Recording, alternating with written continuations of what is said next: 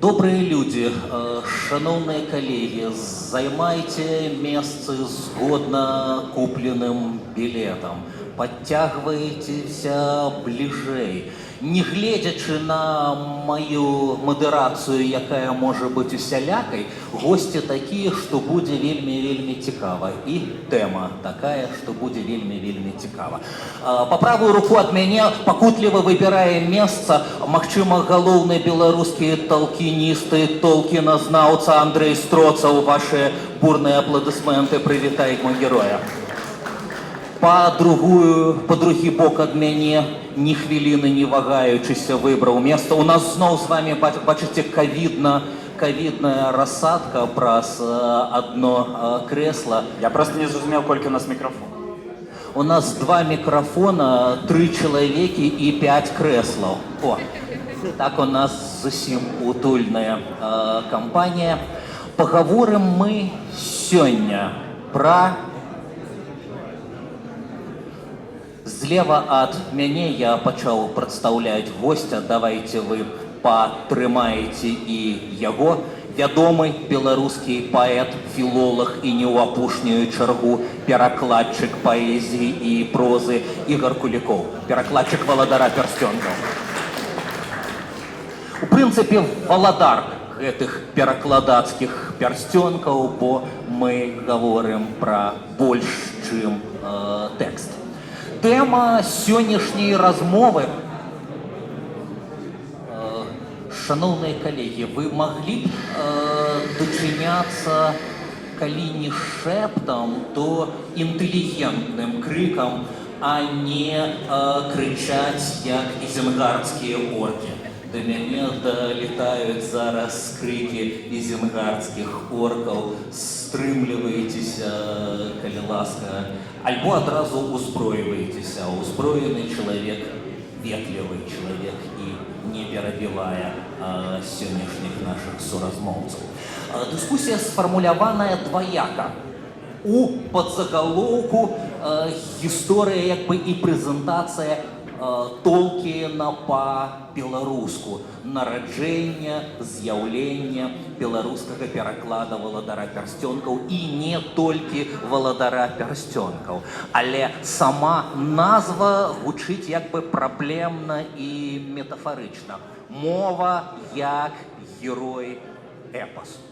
Сапраўды, пра сённяшняга аўтара мы будзем размаўляць як пра мовазнаўцу, як пра генія лінгвістыкі, як пра чалавека, які здольны выдумаць мову, стварыць мову і ажывіць яе. Гэта значыць, прыдумаўшы да яе ўсё астатняе, прыдумаўшы яе геаграфію і антрапалогію, выдумаўшы народ, насіліўшы ім мясцовасць, і ў гэтай мясцовасці выбухае мова, і тады мёртвая ці сканструяваная мова, канцланг, робіцца жывою і доказам гэтага. Тое, што сёння на планеце Зямля, на колькіх толкінаўскіх мовах размаўляюць жывыя людзі? Андрэю, падкажыце. Но тут парадокс такі, што на самой справе на толкінаўскіх мовах немагчыма размаўляць, таму што яны не былі ніколі ў яго такім цалкам камунікатыўным праектам, таму ён не ствараў, як бы, па-першае, ён не ствараў там падрабязны слоўнік, а па-другое, ён ніколі не спыняўся з гэтым бававацца, і таму яму, калі штосьці здавалася, што трэба нешта памяняць, ён вось да апошніх дзён свайго жыцця проста гэта яму вымяняў. Таму яны больш за паўстагоддзі ствараліся, і ў выніку, а на якім этапе размаўляць? Вось на тым, который ён у 20-х гады фармуляваў, ці на тым, які быў у 60-х гады. Таму толкінаўскія мовы, іх, вось тыя, ягоныя аўтарскія мовы, іх хутчэй вывучаюць як такі мастацкі праект, як такую вось лінгвістычную медытацыю, і нават калі для тых жа экранізацый фільмаў трэба было, каб персанажы размаўлялі на гэтых мовах, гэта былі, як бы, прыдуманыя новыя словы. Ну, грубо кажучы, я чуў прыклад такі, што на гэтых мовах там на адной эльфійскай мове ёсць слова «лук», няма слова «страва», на другой ягонай эльфійскай мове наадварот слова «лук» няма, слова «страва» ёсць. Это не значит, что ён быў якісьці неахайны ў гэтым плане. Это значит, что яго просто была трошки іншая задача. І І мне цікава, што галоўная мова, якую Толкін як бы ствараў, развіваў і паглыбляў, это была мова ангельская. Тая, на якой ён напісаў гэтыя тэксты, таму што яна пасля яго таксама не будзе папярэдняй. Ён як бы, па-першае, проста словы прыдумаў туды, некалькі. Слова «хобіт». Адзін з такіх забаўных момантаў жыцця Толкіна, это калі ён рэдагаваў нататку пра слова «хобіт» для оксфордскага слоўніка. Вось ягоная кар'ера пачалася з таго, што ён працаваў над оксфордскім слоўнікам ангельскай мовы, а калі ён уже выйшаў там на пенсію даўно, то ён дадаваў сваё ўласнае створанае слова да гэтай мовы. Але справа не толькі ў лексіцы, справа як бы ў ажыўленні самой мовы, і ў выніку, што такое мова? Мова — гэта тыя гісторыі, якія мы на ёй распавядаем.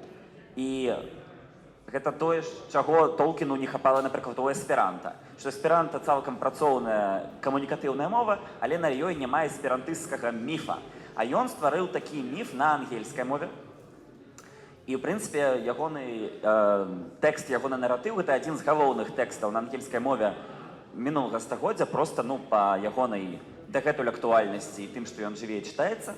Ну і самае цікавае гэта, што яно ў ангельскай мове не засталося, адразу пайшло ў іншае. Я буду часам як журналіст улазіць у разгорнутыя адказы, але ў прынцыпе баюся перабіваць суразмоўцаў кампетэнтнейшых, нашмат кампетэнтнейшых за мяне ў сённяшняй тэме. Але ў прынцыпе тое, што я краем вуха паспеў у жыцці пачуць, культавы прафесар ведаў як мінімум тузін жывых і як мінімум паўтузіна мёртвых класічных моваў. Але нават у суме гэтых моваў можа быць менш, чым ён іх у рознай ступені сканструяваў, але натхняючыся жывымі. Еўрапейскімі і нееўрапейскімі прынцыпамі спалучэння словаў і частак словаў у слове. Што істотна тое, што для нас створаны адзін з самых чытальных, чытэльных і чытабельных у 20 стагоддзя раманаў. Аўтар не называў гэта трылогіяй, выдаўцы падзялілі яе на шасцічасткавы раман. Шасцічасткавы раман, які па-беларуску у снежні, я спадзяюся, мы пабачым у 3 частках: «Братства пярсцёнка», «Две вежы» і «Вяртанне караля» будзе, Ігору. «Вяртанне караля». Кароль вяртаецца ў снежні, калі няма ніякіх удакладненняў, рыхтуймася да сустрэчы і каранацыі Арагорна проста не ў забаве. У мяне ёсць пытанне да суразмоўцаў проста біяграфічнае ці аўтабіяграфічнае. Упершыню я, здаецца, прысутнага тут Андрэя Строцава, які недаўна адгукнуўся на з'яўленне першых тамоў трохтомніка, шеститомніка рамана, адгукнуўся рэфлексіямі на беларускі пераклад Ігора Кулікова. У мяне з'явілася адразу несціплае жаданне на адной пляцоўцы арганізаваць сустрэчу гэтых людзей. Але ўпершыню Андрэя я пабачыў у характэрным плашчы, які адсылаў да натхнёнага Толкінам свету ролевых гульняў. Як увогуле пажывае толкіністыка і ролевікі ў Беларусі? Ну, да ролевых гульняў гэта як бы все не зводзіцца і ніколі не звадзілася. Тут все-таки я сам у іх не ўдзельнічаў. Я просто бегал плашы по городе, по Мінску, і там далей як бы людзі па-рознаму рэагавалі. Хто казаў Фрода, хто казаў сатаніст, хто штось яшчэ казаў. Вось. Але ў пэўны момант... Кожны з іх у пэўнай ступені меў рацыю. Не ведаю. Вось. Але просто, ну, для мяне апошнім часам як бы стала вельмі па-новаму, новай такой хваляй важныя гэтыя самі тэксты. Я взяўся, перачытаў усяго Толкіна, да якога змог дабрацца, і гэта не 3 кніжкі, а штук 50 у яго розных кніжак розных. І мне гэта проста стала самому цікава. Я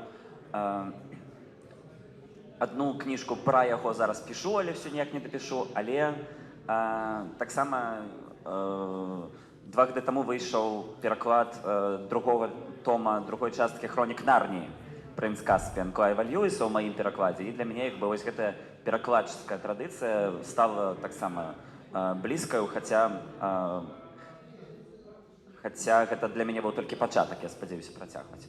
Вось. А што датычыць беларускага талкінізма, ну, ён жыве, ён як бы развіваецца, і ёсць свой там мінскі кніжны клуб, які рэгулярна чытае на ўсіх мовах, у тым ліку на беларускай вось гэтым перакладзе, як сябрую з людзьмі. І што датычыць беларускіх перакладаў, беларускай традыцыі, гэта ўжо 20 гадоў, адносна немнога, таму што, напрыклад, калі мы гаворым пра польскую традыцыю перакладу Толкіна, то гэта па-свойму унікальны выпадак, бо на польскай мове Валадар Пярсцёнкаў з'явіўся трэцім у свеце. Першы пераклад быў галандскі, другі пераклад быў нямецкі, трэці быў польскі. Яшчэ ў пачатку 60-х гадоў, і перакладчыца Марыя Скібнеўская сама з аўтарам перапісвалася, удакладняла, і ён унікальны тым, што ён як бы першы на негерманскай сям'і мову. Таму што для германскай сям'і Толкін нават сам спецыяльна зрабіў такую як бы інструкцыю, як лепш перакладаць якія назвы, што ён меў на ўвазе пад тымі і тымі назвамі, імёнамі, але просто таму, што яму не спадабаліся самыя першыя пераклады, а ён як філолог-германіст лепей ведаў гэтыя ўсе германскія мовы, чым там перакладчыкі, таму прапанаваў нейкія свае ідэі. А польскі пераклад, адпаведна, ён стаў першым, які вывеў гэты вось такі вельмі германацэнтрычны тэкст з нейкай такой англасаксонскай асновы, вывеў яго ў нешта шырэйшае, і ў гэтым сэнсе ён быў прарыўны. Што датычыць Беларусі, то гэты польскі пераклад у Беларусі чытаўся ў савецкі час, і Валадара Пярсцёнкаў, і Сільмарыльёна, і Хобіта, і ў мяне ёсць асобнікі Валадара Пярсцёнкаў, выдадзеныя па-польску ў Польшы ў 80-х, якія я знайшоў у Гародні. У Горадні была у савецкі час польская крама, і там людзі чыталі Валадара Пярсцёнкаў да любога іншага перакладу, да рускага і, адпаведна, да беларускага. І яшчэ ёсць такія прыклады. А першы пераклад Валадара Пярсцёнка, які з'явіўся ў нулевых гадах, Куршанкова і Магілёўцева, мы зараз не будзем яго як бы абмяркоўваць, таму што я ведаю, што ў ігра да яго складанае стаўленне, бо, магчыма, адна з галоўных матывацый зрабіць новы... Мы можам абмяркоўваць, просто не слухаць Ігора, ці не даваць яму слова ў абмеркаванні Курчанкова і Магілёўцева. Все-таки для перакладчыка матывацыя зрабіць пераклад, гэта калі чагосьці не хапіла ў першым перакладзе. Я не чытаў цалкам першы пераклад Валадара Пярсцёнкаў, але мне вельмі падабаецца іх версія Хобіта.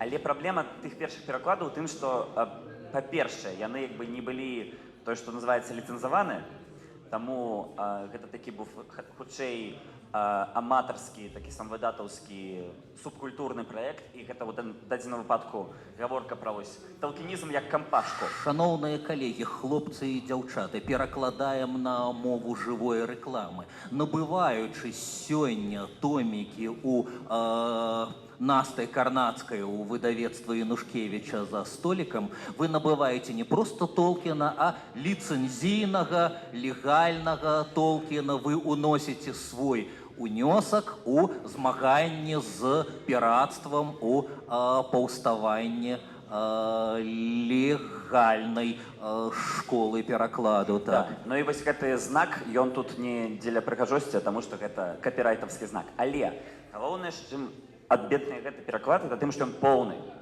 Таму што ў рамана ёсць яшчэ прадмова і дадаткі напрыканцы. Яны вельмі важную частку складаюць цэлага, і ў першым варыянце гэтага не было. Але ў цэлым, як бы, я як чытач, у дадзеным выпадку, а не як перакладчык, я толькі рад, калі ёсць розныя пераклады, і гэта як бы узбагачае ў тым ліку мову. І ёсць нават такія забаўныя рэчы, як тое, што Ігар, як мы потым высветлілі, не ведаючы гэтага, выпадкова пераклаў адну з спецыфічных такіх імёнаў роўна такім самым чынам, як у першым перакладзе. Там ёсць такі персанаж Барліман Баттербар, вось там ёсць слово «баттер» у яго прозвішчы. І ў першым перакладзе ён быў ячман масляк, а ў Ігара ён ячмень масляк. Ну, вось такія супадзенні, гэта значыць, што мова, яна ўжо сама жывая, яна пачынае неяк дзейнічаць і штосьці падцягваць сама. Мова сама сябе не ажывіць і не пацягне, калі не ўцягнуць перакладчыка ў гэты працэс. Ігаро, ты знаны ў Беларусі ўсё больш і больш паэт і перакладчык. Ты дыпламаваны філолог і універсітэцкі выкладчык мовы. Як між усім іншым ты дайшоў да талкіністыкі перакладчыка? Ты пра гэта марыў, ты да гэтага прыглядаўся. Ты атрымаў замову ад перакладчыка, узяў пад казырок. Так ёсць, шаноўны пані Янушкевіч. А когда здаваць, да? Нармальнае студэнцкае пытанне задаў выдаўцу. Як у цябе гэта ў жыцці адбывалася з Толкінам? Я чуваць, так? Ну, напэўна, як ва ўсіх толкіністаў, калісьці я ў школе прачытаў Толкіна.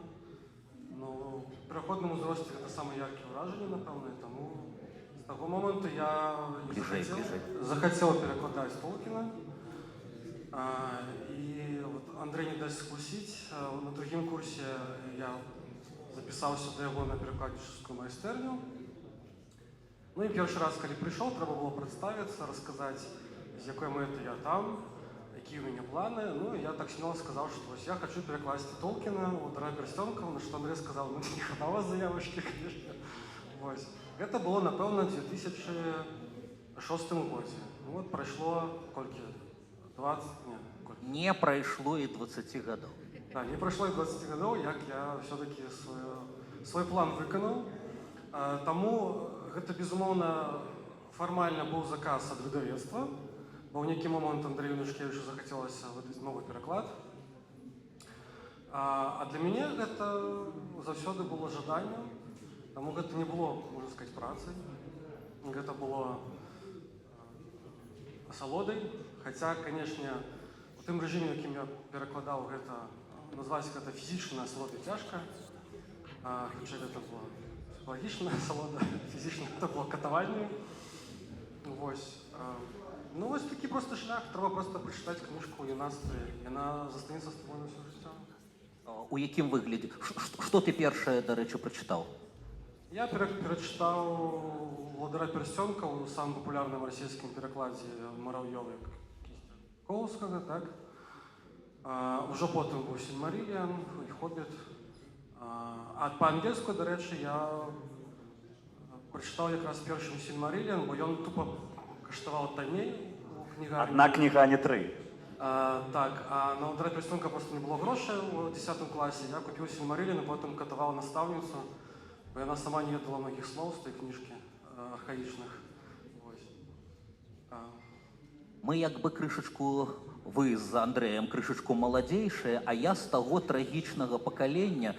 Моя жонка, наш украінскі друг Сергей Жадан да таго ж самага трагічнага пакалення належыць, якія паспелі прачытаць першы том, а потым доўга не было нічога. Перапынак пасля 82-го года, у людзей пачыналася ломка. Некаторыя з любові да Толкіна вывучалі ангельскую мову каб у арыгінале, альбо польскую, напрыклад, згаданую, каб прачытаць гэта ў перакладзе.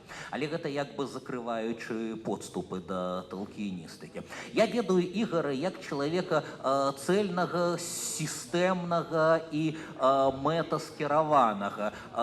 Перш чым ён падыходзіць да справы, ён яе абдумвае і сістэматызуе. Ці прынамсі я так цябе для сябе выдумаў. Ці была нейкая свядомая стратэгія ў падыходзе да Толкіна? Перакладаючы, я ніколі не зраблю такога і такога, а па магчымасці буду імкнуцца зрабіць гэта і гэта. Аблегчы душу. Безумоўна, стратэгія была. Больш таго, нават былі канкрэтныя патрабаванні ад перакладчыка, ад выдаўца, які адразу сказаў мне, каб я асабліва не выпендрываўся, перакладаў нейкай цямнай мовай, бо на той момант, не ведаю, як цяпер, у мяне была такая слава чалавека, які любіць выпендрыцца са сваім праектам «Свамова». Таму вось уже першае абмежаванне было. Но само абмежаванне было вельмі простае, паколькі я чытаў наклад расійскі, а потым ангельскі, то у мяне адразу быў разрыв шаблона. Бо як толькі я прачытаў Толкіна па-ангельску, я зразумеў, што тое, што чытаў па-руску у прыкладзе Марыёва Кісцякоўскага, гэта не Толкін. Гэта цудоўная расійская мова, сакавітая, гладкая, прыўкрасная, але яны проста памянялі стыль аўтара. Яны не толькі памянялі стыль аўтара, яны яшчэ выкідалі цэлыя сказы, дапісвалі ад сябе, ну і далей. А вершы ў выкананні Марыёва Кісцякоўскага это проста фантазіі на тэму. Калі вы параўнаеце арыгінал і вершы ў іх перакладзе, это проста амаль розныя творы.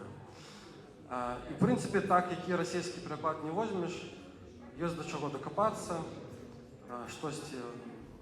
Адны пераклады надта буквальныя, літаральныя, да такога ўзроўню, што проста гэта дрэнна напісана па-руску. Немагчыма гэта чытаць. Ну, адпаведна, калі я перакладаў, у мяне стаяла задача знайсці гэты баланс, каб мінімум дадаваць ад сябеціны, каб не мяняць стыль, але пры гэтым, каб гэта і гладка, прыгожа чыталася па-беларуску. Вось. І першая праблема, якая ўзнікла, гэта якраз стыль, бо мова, на якой напісана «Удар прасцёнкаў», яна ўжо на той момант, калі кніжка выходзіла, успрымалася многімі чытачамі як такая архаічненькая. Ну, так не гаварылі на той час. Ну, а цяпер і подаўна. У наш час, калі людзі чытаюць Толкіна, то просто пачынаюць форумы прачэсваць і бачыш, такое слово людзі не разумеюць, гэта слово не разумеюць, а што вот гэта значыць, не кажучы ўжо пра архаічны сінтаксіс, куча інверсій. Карацей, трэба было ўсё гэта па-беларуску неяк захоўваць. Ну, а ведаеце, в беларускай мове з архаічным узнёслым стылем праблемы, у адрозненне ад расійскай мовы. Ну і прыходзілася, па сутнасці, вынаходзіць ровар, рабіць такія, скажем, выбудоўваць схему конкретно для гэтага перакладу, што, вот, напрыклад, такое слово, яно будзе ў мяне прыкметай узнёслай мовы, а вось такое слово, яно не будзе. Ну, у якасці прыкладу я могу прывесці слово «адылі», якое, напрыклад, вельмі любіў ужываць Максім Гарэцкі у сваіх творах. І вось, калі хто уважліва чытаў «Удара прасцёнка» ў маім перакладзе, слово «адылі» ўжываецца, это аднак. Яно ўжываецца альбо ў словах аўтара, альбо эльфамі. 714 разоў, сказаў бы Швейк. А хобіты слова «адылі» не ўжывуць ніколі. Ну, вось такія рэчы. Потым я, напрыклад, прынцыпова ўжываў поўныя формы творнага склону, там, прыгожаю, старонкаю, як такое своеасаблівае адлюстраванне таго, што сам Толкін на ўсю кнігу амаль не ўжыў ніводнай кароткай формы типу «don't». Яго будзе напісана толькі «do not». Ён быў нават у лістах сваіх, ён вельмі рэдка ўжываў кароткія формы і быў супраць іх. І вось як такі адпаведнік у беларускім перакладзе я стараюся ўжываць поўныя формы творнага склону. Ну вось тут тое такое прыходзілася на месца выдумляць. Людзі, уваходзячы ў свет Толкіна, разумеюць, што галоўнага героя могуць зваць Бэггінс, а могуць зваць Торбінс, а могуць зваць Сумкінс, а могуць зваць Сумнікс там і... А на самой справе галоўнага героя зваць Маўра Лабінгі.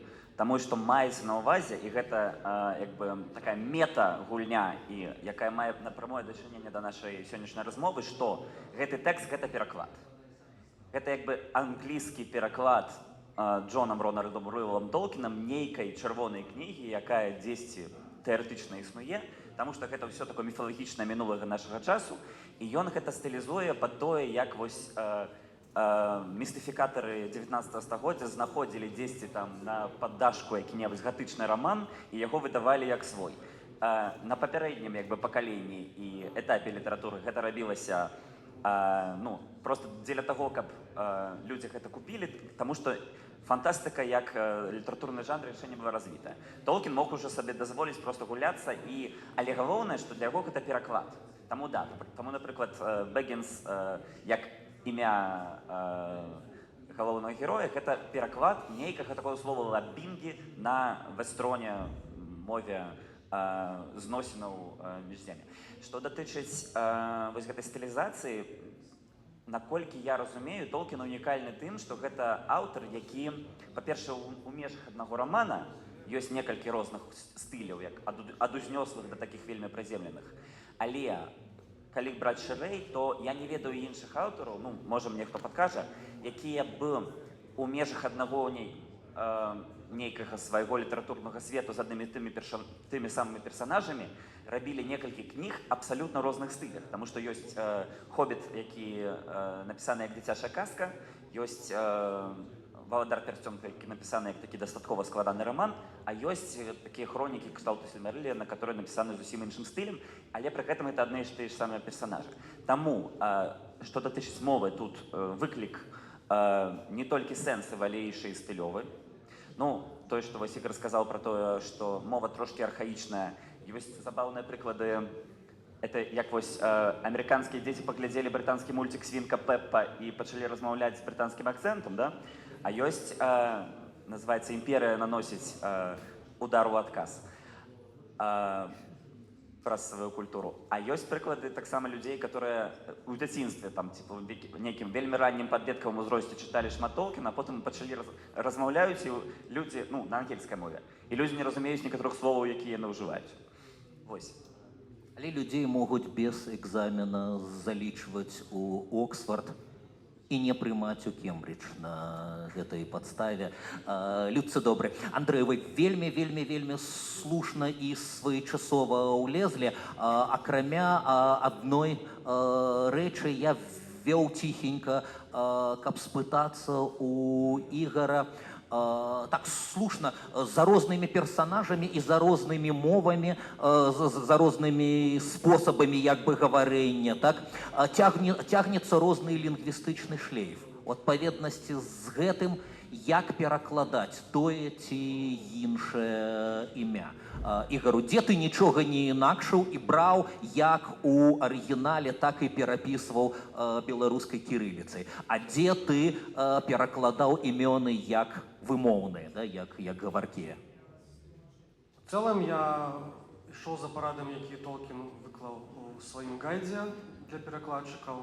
Як уже Андрей сказаў, гэты гайд быў напісаны перадусім для германскіх моў, на які досыць проста гэты імёны перакладаюцца, бо ўсе германскія мовы збольшага в плане варэння слоў ідуць па адных прынцыпах.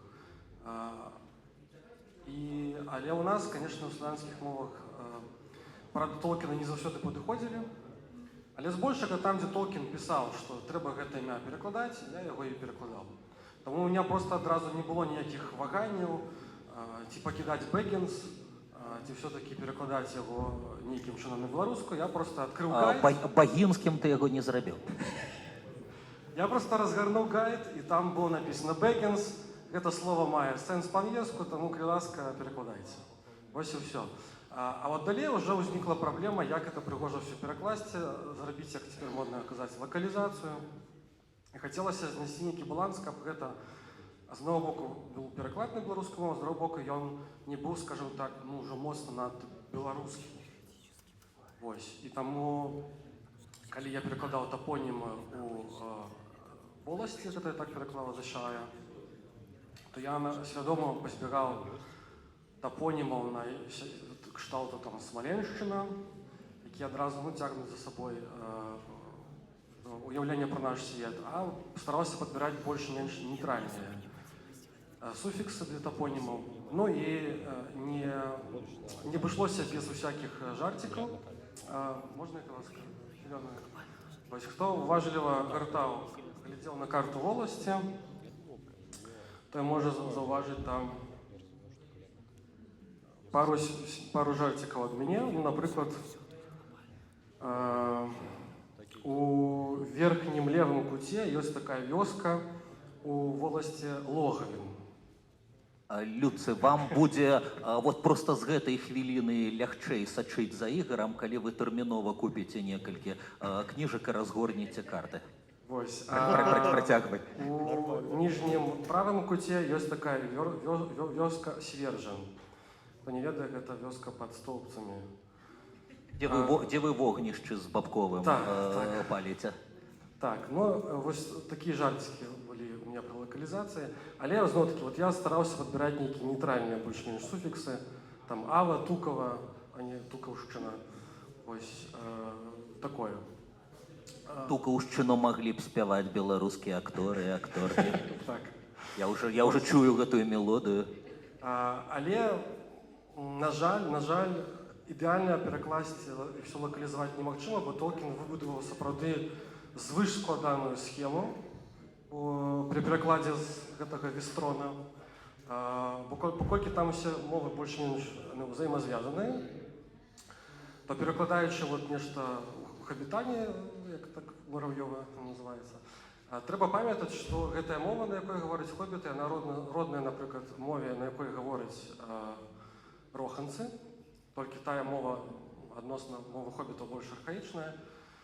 І вось тут, на жаль, добра перакласці не атрымалася, бо Толкін што зрабіў? Мова хобітаў гэта мова сучаснай Англіі, а паколькі мова рохана яна роднасная, але больш архаічная, то ён для яе перадачы ў рамане ўзяў мову стараангельскую. Ну і лагічна было б перакласці тады мову рохана перарабіць на якую-нибудь древнерускую. Вось, але мне падалося, што это ўжо будзе зашкварна, калі роханцы будуць гаварыць на древнерускім языке. Вось, таму усе тапонімы і імёны у рохане, яны, на жаль, засталіся без перакладу. Вось, і я проста іх транслітараваў, але транслітараваў так, як да мяне ўжо зрабіў перакладчык Беовульф Антон Брыль, не вынаходзячы ровара, проста взяў ягоныя прынцыпы.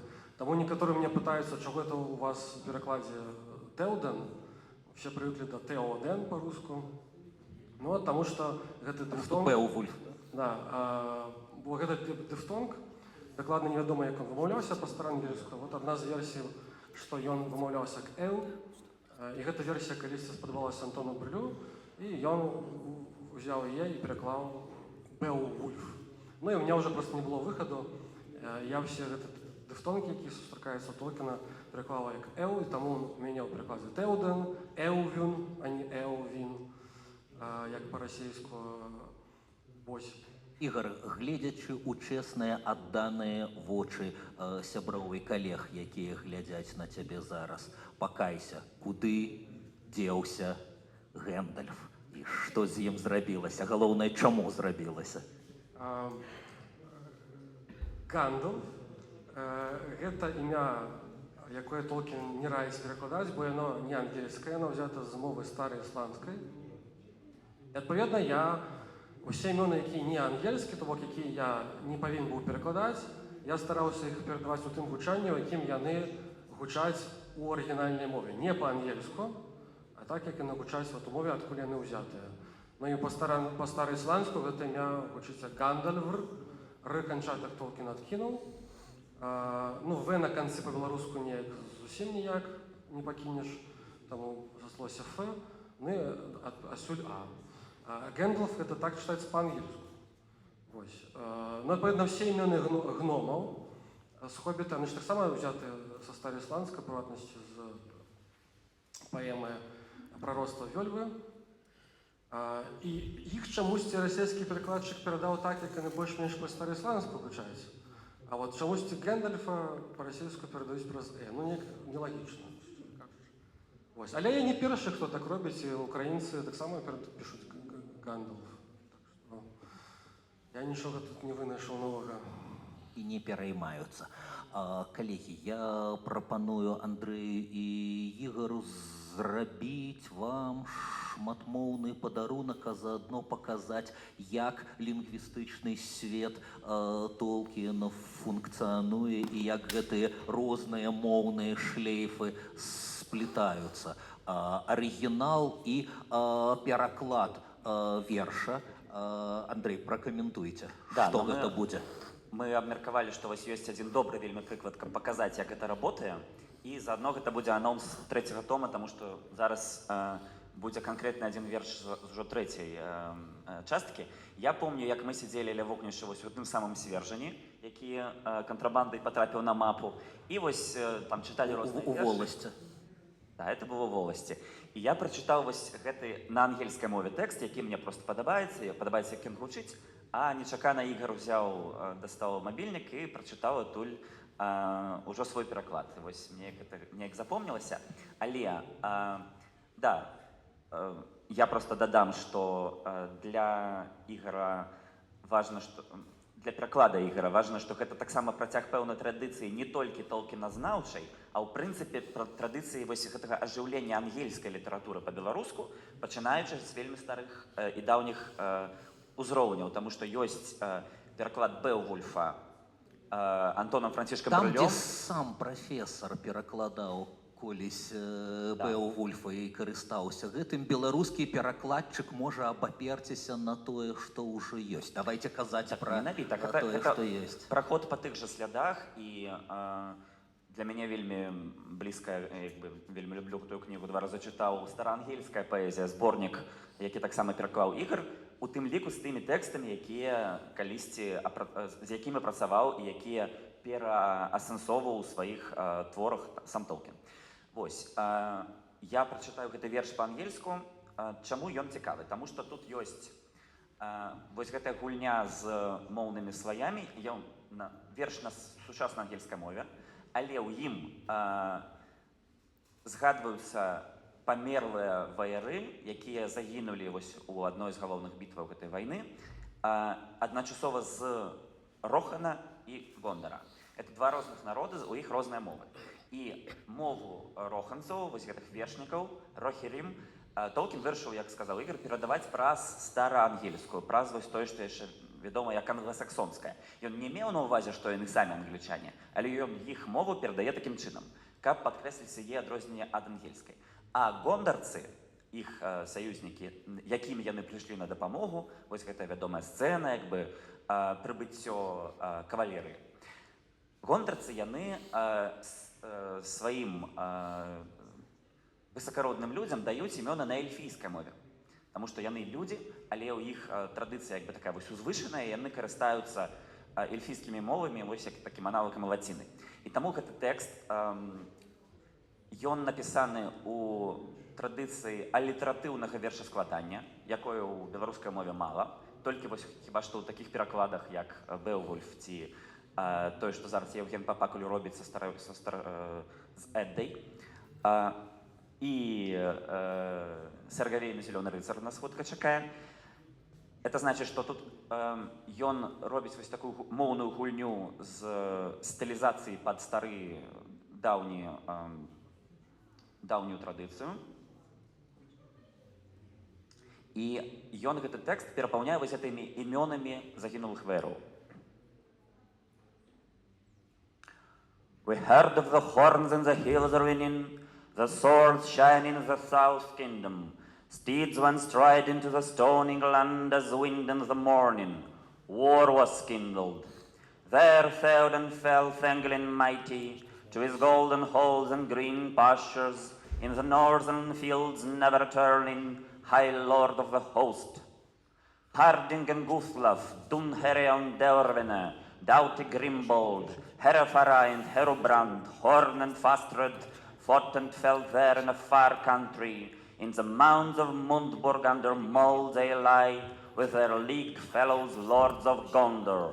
Neither Hyrlwin the fair to the hills by the sea, nor for long the altars of flowering Wales, ever to Arnach to his own country, returned in triumph.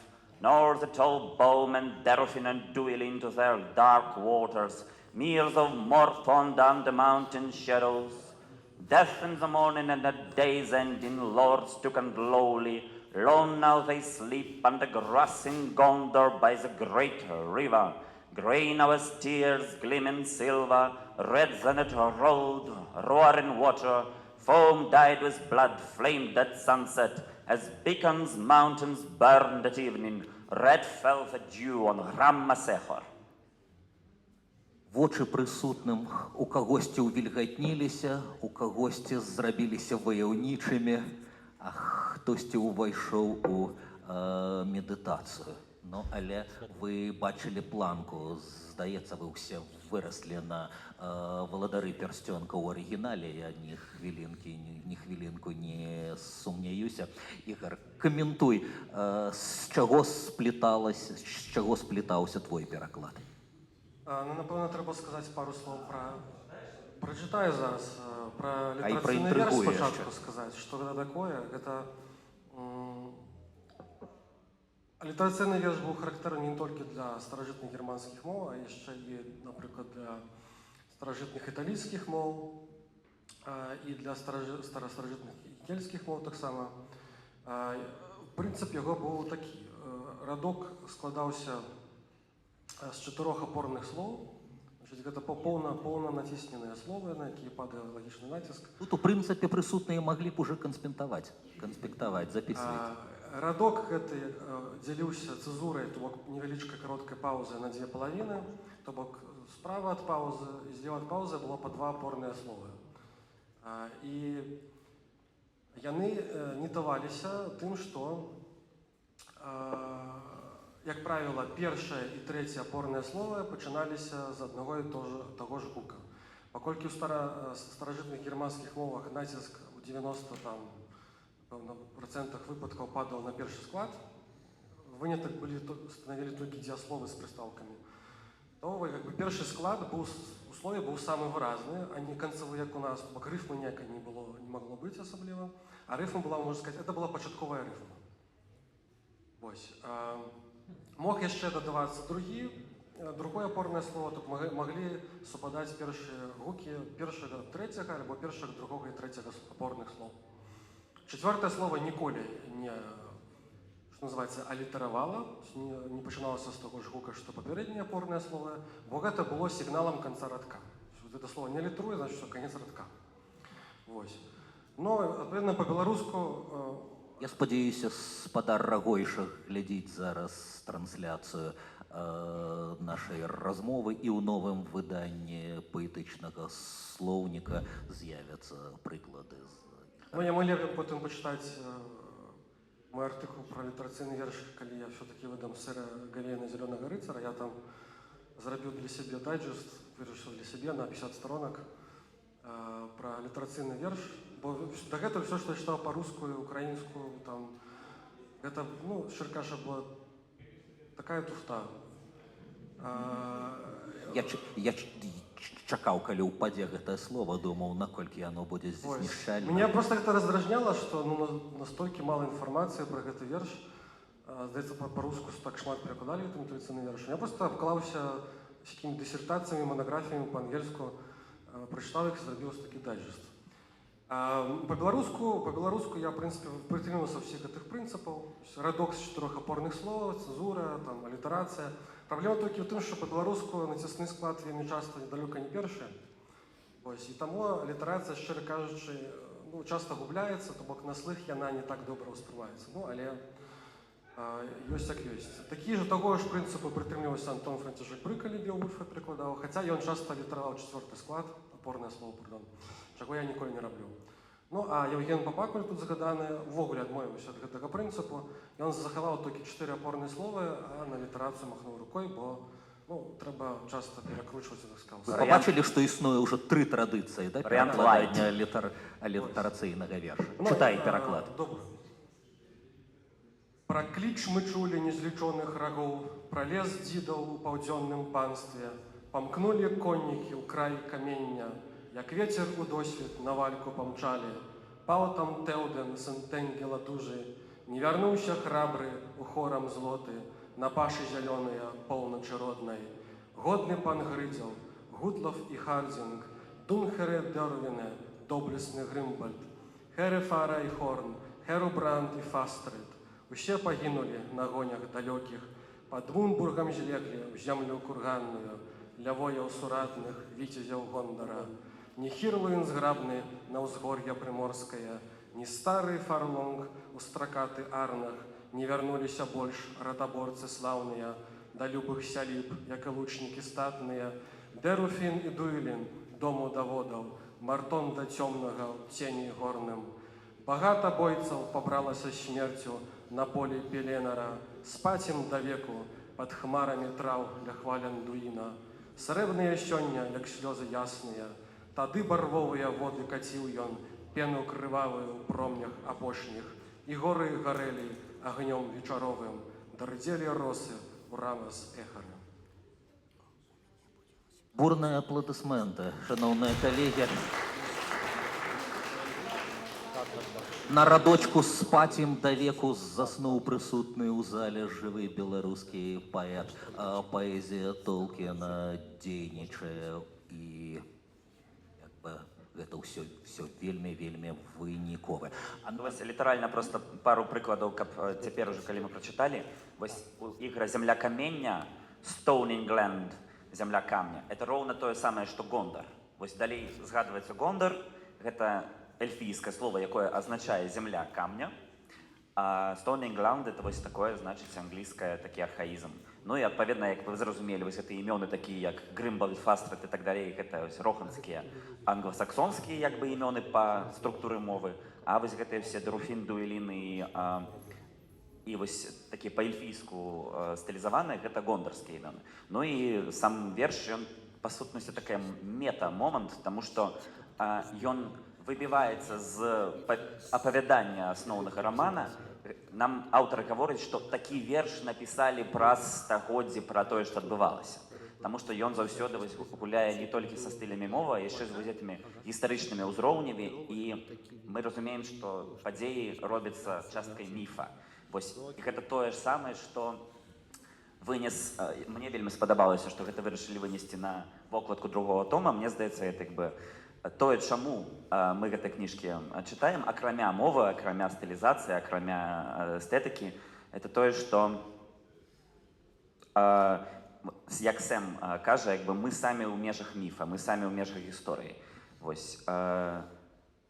Яно звычайна толькі здаецца, што героі ўзялі ды патрапілі ў прыгоды. Такі ім выпаў шлях, як вы выразіліся.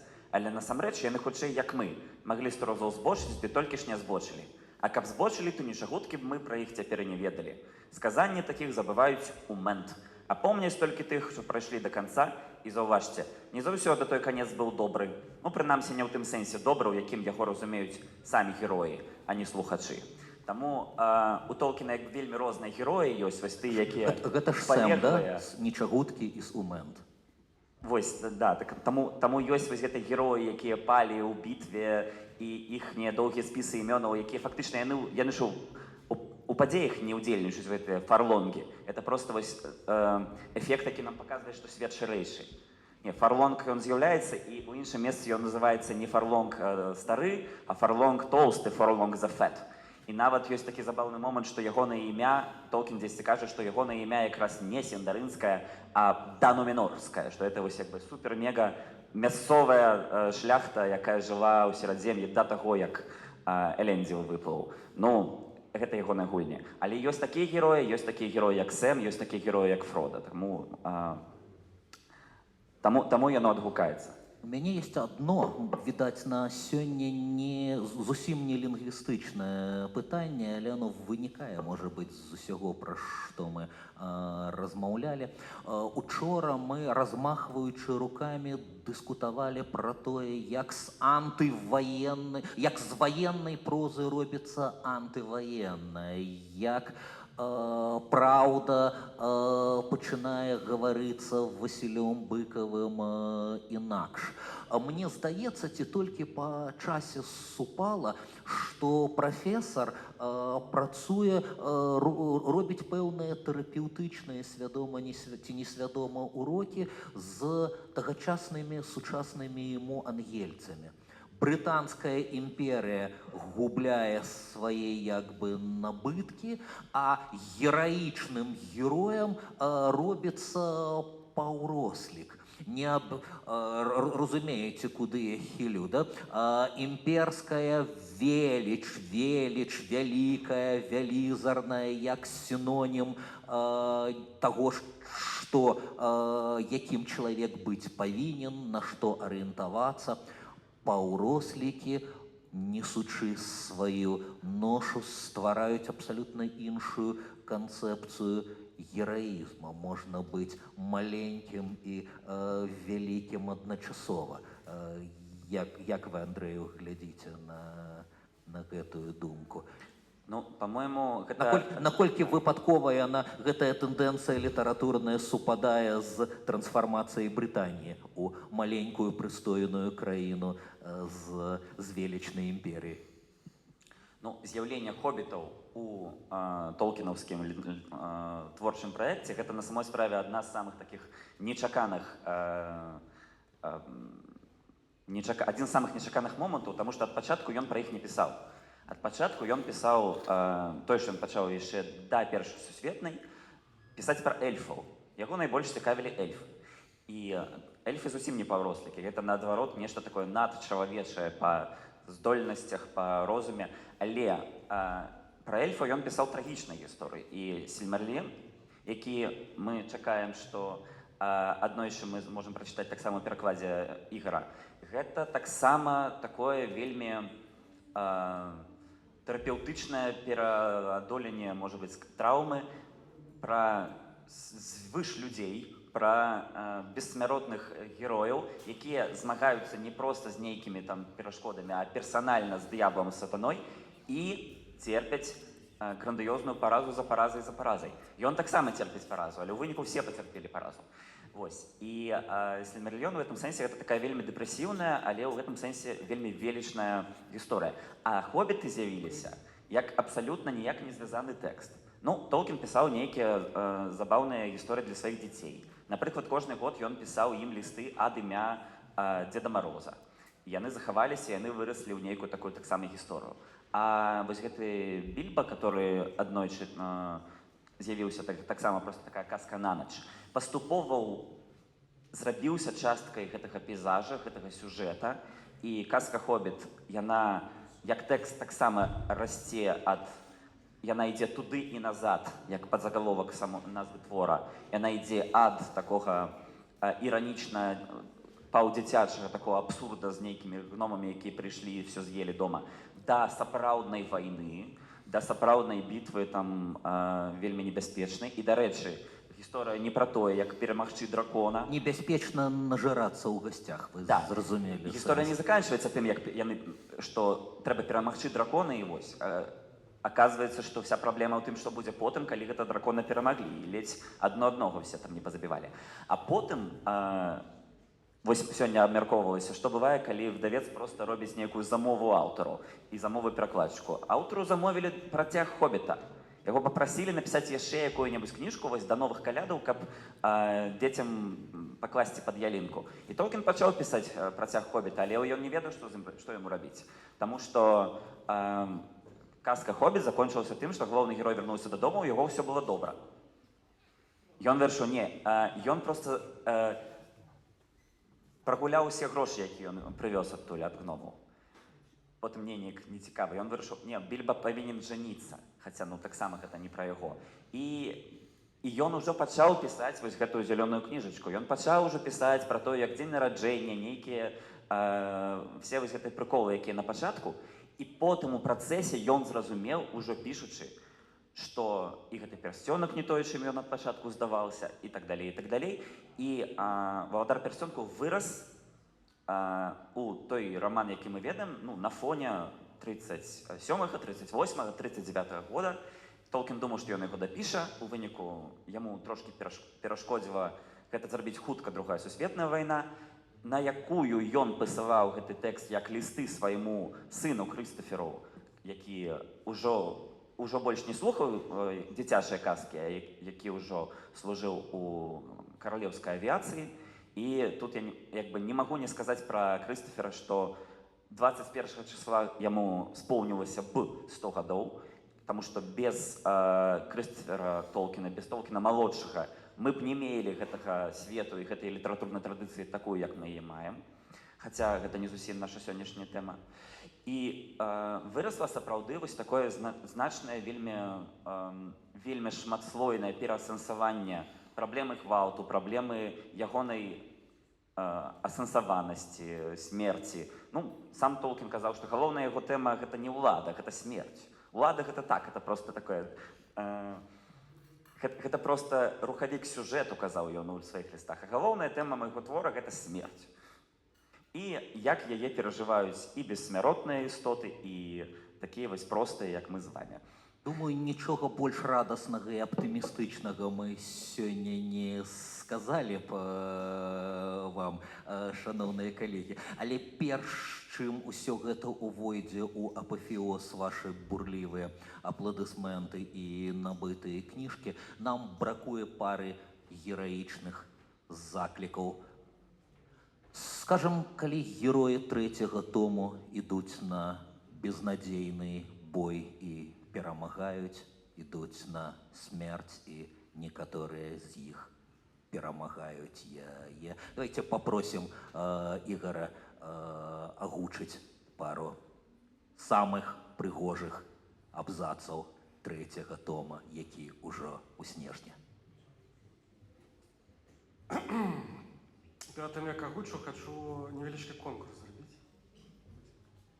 Хто калі трымаў гэты таму ў руках, то бачыў, што там ёсць такі, точно называецца па-англійску блог. Вось, у гэтым томе зялёным цытуецца Льюіс, у другім томе цытуецца Стівен Кінг. Хто адгадае, чия цытата будзе на трэцім томе, то ад мяне атрымае асобнік падарунак трэцяга тома. Вось, таму можете пасля Дай хвілінку падумаць, а людзі хай Да, думаюць, слухаючы твой тэкст. І прапаноўвайце свае версіі. Але калі некалькі чалавек выйграе, то выбачайце, кніжка адна, трэба без них дзяліць. Можна будзе разарваць на кавалкі у даслоўным сэнсе. Завалам кароль павёў свае войска крыху на ўсход, каб аддаліцца ад асадных агнёў. Пакуль што іх ніхто не заўважаў, і Тэўдэн марозіў з нападам. Урэшце ён зноў спыніўся. Горад стаў відаць значна бліжэй. Тхнула гарам, і вакольны змрок здаваўся ценем самой смерці. Коні натурыліся і перабіралі капытамі. Але кароль нерухома сядзеў на белагрыве і зорыў на гібель мінасцірыта, не то збянтэжаны, не то здранчвелы ад раптоўнага жаху. Яго быццам зноўку прыгнёў цяжар гадоў, і ён панурыўся, згорбіўся. Мэры таксама панавалі страх і сумненне. Сэрца яго ледзьве білася ў грудзях. Сам час, здавалася, замёр у нерашучасці. Яны спазніліся. Позна аказалася горш, чым ніколі. Напэўна, Тэўдэн зараз спалохаецца, пахіліць сівую галаву, развернецца і кратком павядзе свае войска хавацца ў гарах. І тут Мэры нарэшце адчуў. Нешта сапраўды змянілася. Яму ў твар дзьмухнуў вецер, і заняўся світанак. Далёка-далёка на поўдні пачалі сплазацца шэрыя клубы хмар, упускаючы ў свет раніцу. Але ў гэты момант нешта бліснула, нібыта з самае зямлі пад горадам вырвалася маланка. На адно сляпучае мгненне яна асвятліла чорна-белую цвярдыню, бліснула зіхоткім клінком высокая вежа, а потым цемра самкнулася зноў, і над полем пракаціўся магутны гром. Пачуўшы яго, згорблены кароль раптоўна выпрастаўся і зноўку стаў высокім гордым віцязем. Ён прыпадняўся ў страмёнах і ясным зычным голасам, роўнага якому яшчэ ніколі не чулі на пеленары, выкрыкнуў: да зброі, ратнікі Тэўдэна! Чакае агонь нас і грозная сеча! Трашчыце ж коп'і, шчыты грыміце, з клінком крывавым спаткайма сонца! Наперад, наперад, на помач Гондару! З гэтымі словамі ён схапіў у гутлафа свайго харунжага вялікі рог і пратрубіў так моцна, што той раскалоўся. Яму тут жа адказалі астатнія ваяры, і суладны кліч роханскіх рагоў у той міг быў падобны да буры над раўніною і да грому ў гарах. Наперад, наперад, на помач Гондару! Кароль крыкнуў белагрыву, і той сарваўся з месца. Залунала харугва з белым канём на зялёным полі, але Тэўдэн выперадзіў яе. Следам рынула яго дружына. Скакаў там і Элмер, і конскі хвост на яго шаломе струменіў белай ракой. Першыя рады яго Эўрада раўлі і мчаліся, як пенны бурун, але Тэўдэна ўжо было не дагнаць. Не то яго апанаваў смертны шал, не то ў жылах заструменіў новым агнём баявы запал продкаў.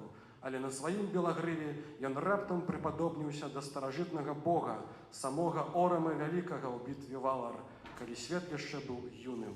Залаты яго шчыт заблішчаў другім сонцам, і трава вакол белых ног яго жарабца занялася зялёным полымем. Бо нарэшце надышоў ранак, ранак і вецер з мора, І цемра рассеялася, і полчышчы Мордара загаласілі ў жаху, і кінуліся на ўцёк, гінучы пад капытамі ятры. І тады вершнікі Рохана выбухнулі песнею, і яны спявалі і нішчылі ворага, бо радасць бітвы ахапіла іх, і зык таго спеву, прыгожы і жахлівы, даляцеў нават да горада. Дякую. Ігор Куліков, перакладчик Толкіна. Андрей Строцаў, знаўца Толкіна. Дякую вам. Гэта была размова. Хто скажа, што мова не герой эпосу, паслухаўшы такога? Наперад да стала выдаўца Андрэя Янушкевіча. Па першы том «Валадара пярсцёнкаў», па другі том «Валадара пярсцёнкаў» у чаканні з'яўлення трэцяга тома. Перад замовай. Дякуй.